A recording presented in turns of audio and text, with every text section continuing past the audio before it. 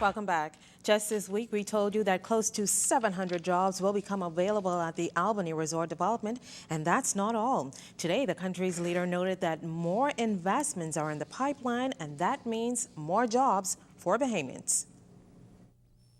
There are other investments that are being considered.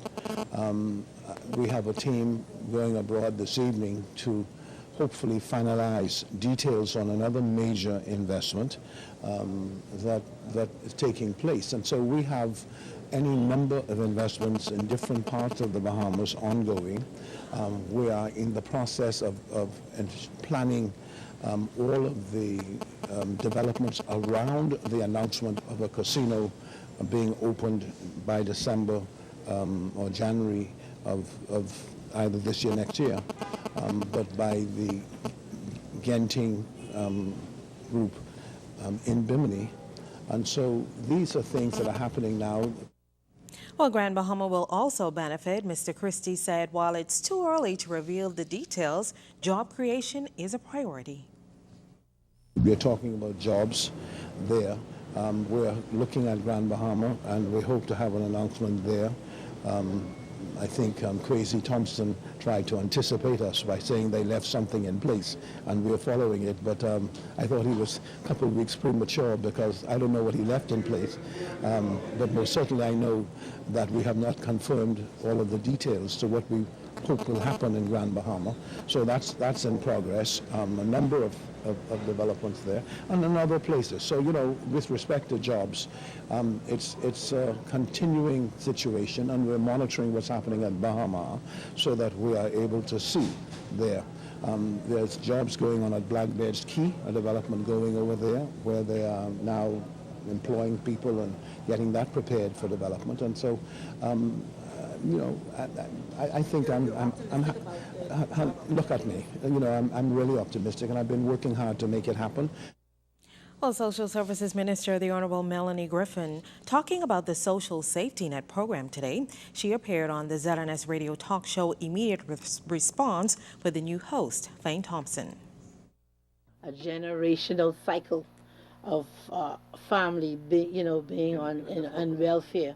So you would have a grandmother, a mother, and then now a daughter, all seeking welfare. So this program is designed and will, we hope, to break that cycle of poverty. Give us some of it.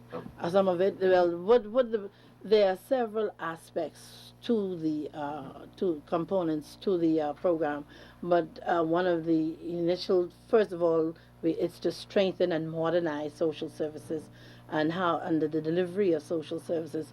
But one of the major components is called a conditional cash transfer. Now, yesterday marked the anniversary of the Bay Street Straw Market fire, which ripped through the facility, leaving a trail of destruction behind. Andrew Knowles talked to a number of those vendors who watched their businesses go up in flames. It's been 11 years since fire gutted the Bay Street Straw Market. And for the straw vendors, it's a horrific event they'll never forget, as on September 4th, 2001, they could only watch as their livelihoods went up in smoke. It was horrifying. Yes, it was very horrifying. It was a very serious day, serious day. It's something you cannot explain. When I called the kids and I said, baby, the market burned down, my daughter just bent and cried.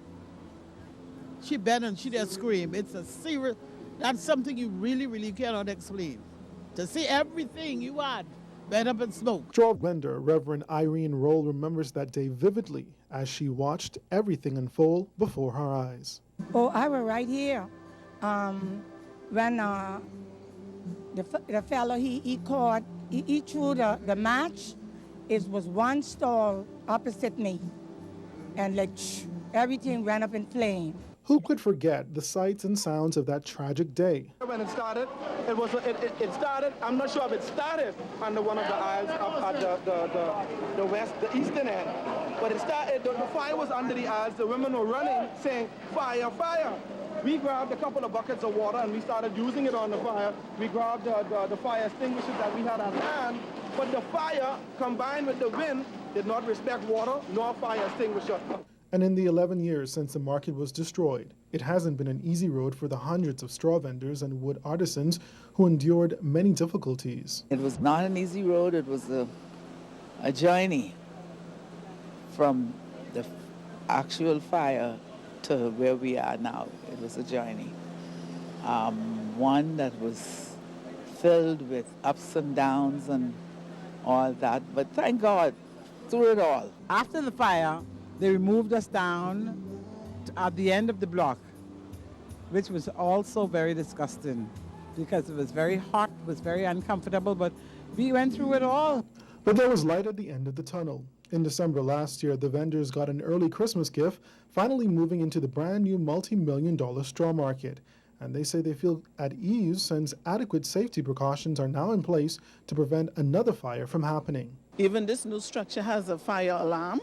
And so even just the other day, someone was popping some popcorn in the microwave, and the smoke from the popcorn, the fire alarm went off, so that's good timing to catch any blaze.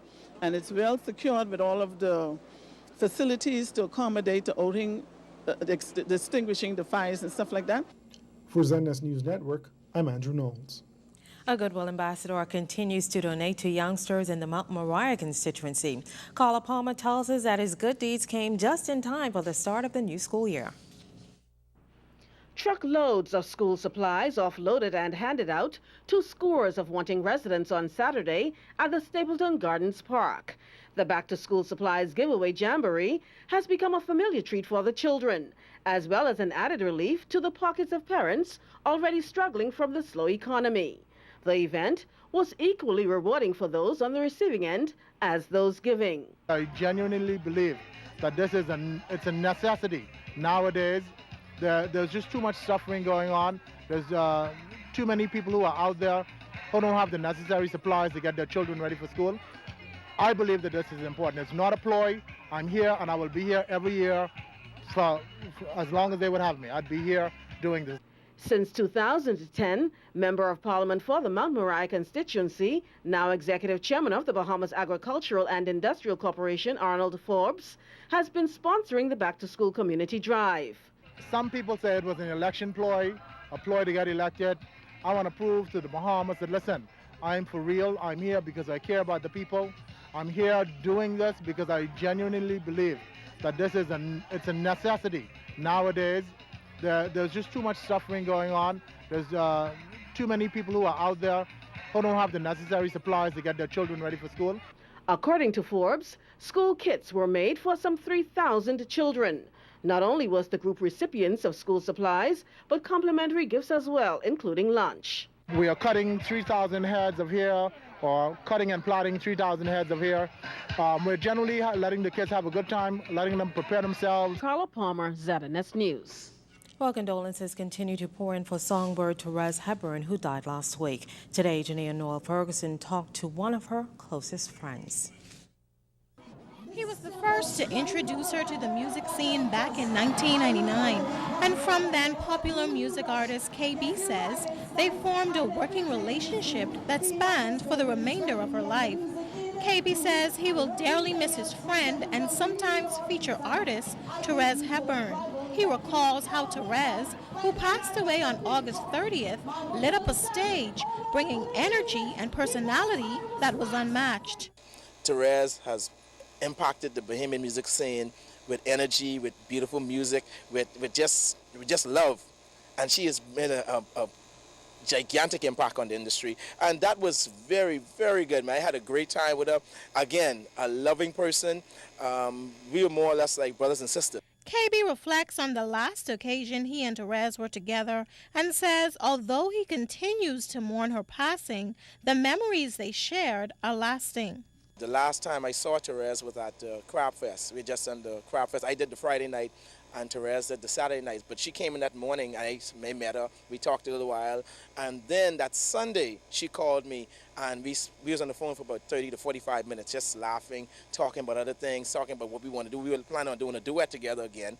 And I hadn't spoken to Therese until that Thursday when I got the call that what had happened.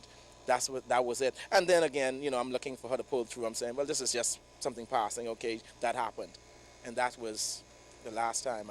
Known for her hits like Sugar Shack, Rusty Iron, and Mr. Bus Driver, KB says Therese left an indelible mark in Bahamian culture. She was one of the greatest female entertainers, and across the board, just one of the greatest entertainers in this country.